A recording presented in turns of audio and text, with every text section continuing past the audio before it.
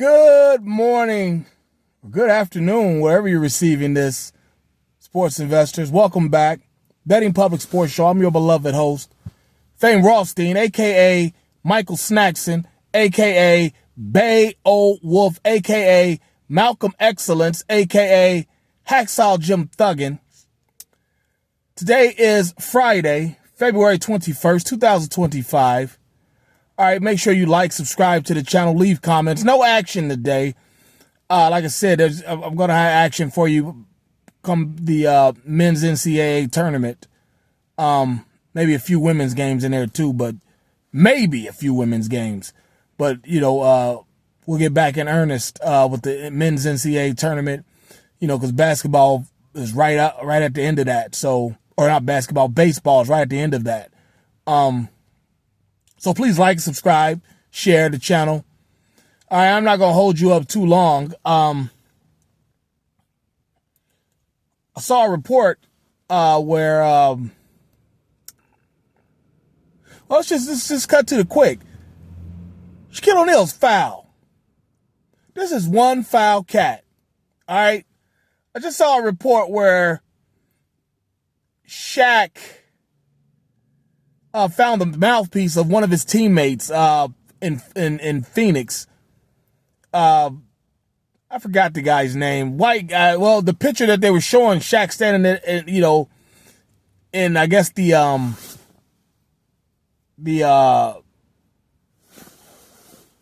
national anthem line was a white guy. I forget his name. He wore a ponytail. Had a nondescript career. And so I don't know if this is the guy that did it, but that's just the picture I saw Shaq standing with. That Jason Richardson, remember him, the dunker? He betted somebody's wife, one of his teammates. He's kind of foul himself doing that type of shit.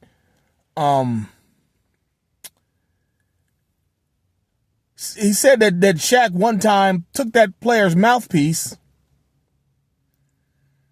and basically stuck it up his ass without cleaning it up or anything like that. Put it in the player's locker room or whatever, and the player used it during the game, I guess without knowing. And it was just, the players were kind of laughing about it when he did it, when he first put it in his mouth or whatever. I didn't catch whether they told him what happened. And that's key to this video here. But Shaq, you a foul sumbitch. You really are. That I don't care. If I ever run into Shaq and he swings on me, whatever, it is what it is. But damn, bruh. We hear about you, what you did to a Lakers teammate, pooped in his shoes. You pooped in his shoes and whatnot, and, dude took his, put his foot in there in his shoe and whatnot.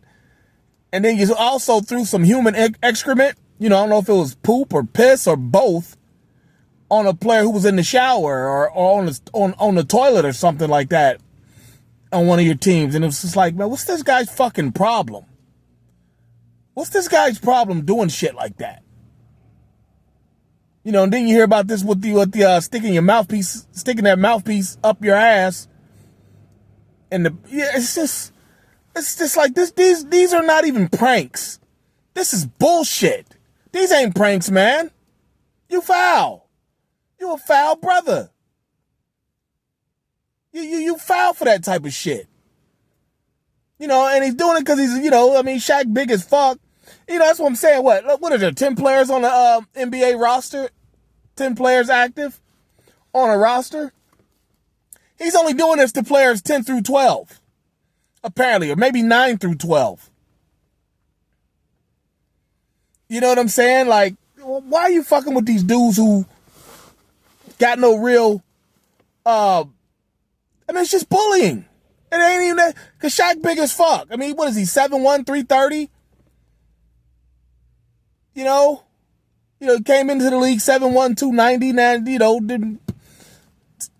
gained about 30, 40 pounds or whatever. It's like, bro, why? Why are you doing this type of shit to people?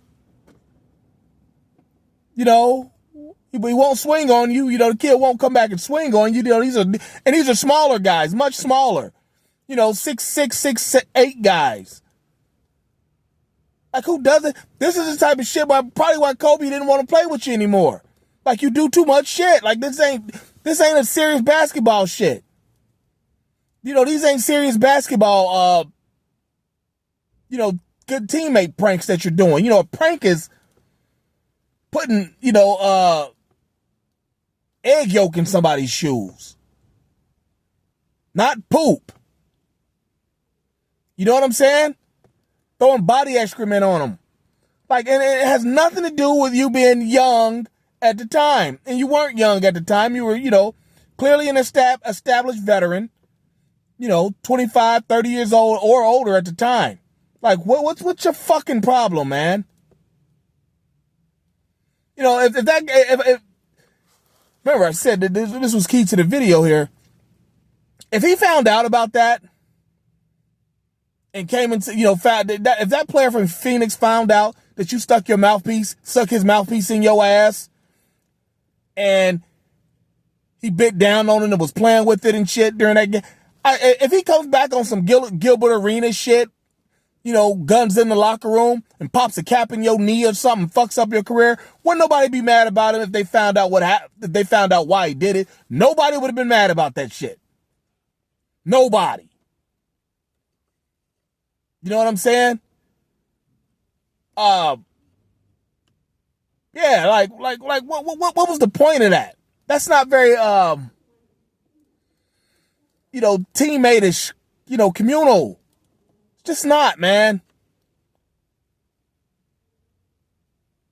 You know, and like I said, that's probably why Kobe was like, man, get this big baby out of here. He lazy. He fat. Like I've always said, Shaq should have had several. You know, once Olajuwon and Robinson, well, once Olajuwon and Ewing got old, you know, right before they both went to new teams, right before they left Houston and the Knicks respectively. You know, when they started getting old, you know, David Robinson and Alonzo Mourning got, you know, serious injuries, you know, back and kidney injuries and shit. You know, Alonzo Mourning damn near died. You know, David Robinson had, you know, some back problems right before he, you know, and so that's how they got the number one pick to get Duncan. Somewhere around that, right around, you know, from, I'd say 96 to like 2002, Shaq should have had a Wilt type season. You know what I'm talking about? Like 40, 50 points a game, 20 rebounds a game. But he's lazy. But he was lazy. And you know, didn't, you know, he said he was only there for the playoffs and shit. You know, he's the reason why these guys out there playing, you know, 20 games, sitting out. You remember the Shaq schedule. Play the first 10, 20, sit out for 10 or 20, and just keep doing that until the playoffs. Then the playoffs, he's all of a sudden, you know, healthy as a horse or whatnot. But, like, you wouldn't have done that to Ben Wallace. If he was on your team, you wouldn't have done that to him. You wouldn't have done that to Charles Oakley. You know what I'm saying? You wouldn't have done that to guys like that. Like, what? Dude, cut that bull. Oh, you can't tell him to cut it out now. If whoever that player was that had the mouthpiece stuck up his ass, if he's just now finding that out, you know, because Jason, you know, Richardson, remember I've told you about these sports podcasts, these locker rooms, they just sound like some bullshit, sound like some jail shit. People punking each other and bullying each other. If I was that guy and I just now heard about that, I'd sue the fuck out of Shaq. The Suns, Shaq, I'd be just as rich as Shaq right now if I was him. And if he heard about it then, he's supposed to bust a cap in Shaq. You know, or take a bat to his knees, something. Just to let him know, like, that wasn't cool, bruh. That wasn't cool at all. Whole shit. You know what I'm saying? You know. And then, also I want to talk about Patrick, or PK Subban. You know, former black NHL player. I think he was a defenseman. Buffalo Sabres. Maybe somebody else as well. You know, and he does the, the hockey national broadcast, he's on there with Mark Messier. Messier, known for winning that 1994 Stanley Cup with the New York Rangers. And he's also known, he was on those dominant 1980s Edmonton Oilers teams with Wayne Gretzky.